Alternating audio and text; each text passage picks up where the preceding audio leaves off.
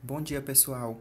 Na aula de hoje, nós iremos falar um pouco a respeito do capítulo 4 do livro de Geografia, que vai falar do urbano industrial do Brasil. Então, a gente vai dar continuidade nos nossos estudos a respeito do espaço geográfico brasileiro. A gente começou falando lá da colonização, agora a gente vai falar de um período de tempo que é marcado pela urbanização e industrialização desse país. Então, primeiro a gente tem que falar um pouco a respeito de Revolução Industrial. O que é a Revolução Industrial, né? A gente sabe que existiram, vocês com certeza já viram isso em história, que existiram diversas revoluções industriais, né? Na verdade, foram 4 revoluções industriais até hoje, né, que revolucionaram o espaço geográfico brasileiro e mundial. Então, a gente sabe que antigamente não existia veículo, não existiam máquinas, era tudo manual, né? Predominava a manufatura. Só que depois dessas revoluções industriais surgiram as máquinas. Então, cada vez mais o homem ele está sendo deixado de lado, né? Digamos assim, que a mão de obra manual, para ser um processo mais mecanizado. A primeira revolução industrial foi o surgimento das máquinas a vapor, em 1784. A segunda revolução industrial aconteceu a produção em massa e aí foi criada a energia elétrica, 1870. A terceira revolução industrial, que é chamada também de eletrônica, é, tecnologia de informática e automação, aconteceu na década de 70. E a quarta revolução industrial que a gente vive hoje ainda é chamada de sistemas cyber e físicos, né? Que é tudo essa alta tecnologia que a gente está vivenciando hoje em dia. Então, embora existiram essas revoluções industriais, o processo de industrialização do Brasil ele foi tardio, ou seja, ele demorou a ser um país industrializado em relação a outros países. Por que isso aconteceu? A industrialização do Brasil ela foi tardia ou recente e ocorreu como forma de substituir as importações. Era dependente do mercado externo, né? Dependia da tecnologia externa, então. Nossa industrialização ela ocorreu de fato no século XX, principalmente a partir da década de 1930.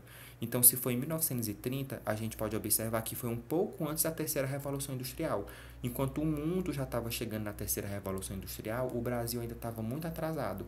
Né? Só no século XX é que ele veio ser chamado, digamos assim, que um país mecanizado, um país industrializado. Com isso surgiu nessa época de urbanização e também de tecnologia, de revolução industrial, né, surgiram as transnacionais, que existem e estão no mercado até hoje. O que são as transnacionais? São essas grandes empresas que elas têm uma matriz e que têm várias filiais, né, várias marcas, digamos assim. Por exemplo, a Nestlé, ela é uma transnacional e ela vai ter várias outras marcas, né? Então ela vai ter essas empresas menores que fazem parte dela. A P&G, a Unilever, a Coca-Cola, né? Então são grandes empresas que ela tem uma matriz em determinado país e que elas vão ter várias marcas subjacentes. E são geralmente empresas que elas podem ser encontradas em todo o planeta. Eu acredito que para todo lugar do mundo que a gente consiga viajar, vai ter presença da Coca-Cola, por exemplo, né? Porque ela é uma transnacional, então ela trabalha com muita exportação, né? Ela exporta para todo lugar que existe na face da Terra. Depois disso, dessa época que surgiram as transnacionais, né, depois desse boom, digamos assim, industrial do Brasil, aconteceu o que a gente chama hoje em dia de milagre econômico brasileiro. O que foi isso? Foi um período de crescimento acelerado da economia, redução da inflação nacional, atração de investimentos externos, ampliação das empresas públicas, projeto de integração territorial, projetos energéticos e legitimação do período. Então, nessa época, tem uma coisa muito importante que aconteceu, que foi a criação da Zona Franca de Manaus. Então, aqui no Brasil, essa região aí da Zona Franca de Manaus, ela é uma região, digamos assim, que ela importa muito. Então, quase todo produto importado que chega aqui no Brasil, ele passa por essa Zona Franca de Manaus. E, consequentemente, todo produto que ele é exportado daqui para fora, ele também passa por essa Zona Franca de Manaus. Lá acontece também a produção de muito produto, muito material que a gente tem.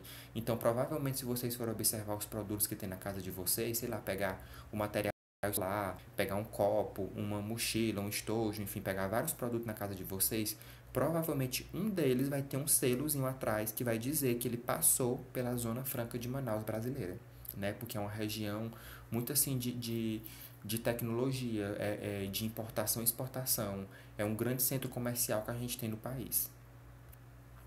Então, para finalizar aqui essa leve abordagem do conteúdo, vocês já fizeram a leitura, né, e um resumo do capítulo. Vocês vão agora responder as páginas 78 a 80 e 85 a 89 do livro.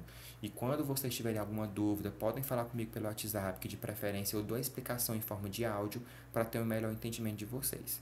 Então por hoje era só e não esqueçam de me mandar até o dia 30 de abril. Então tenham um bom dia.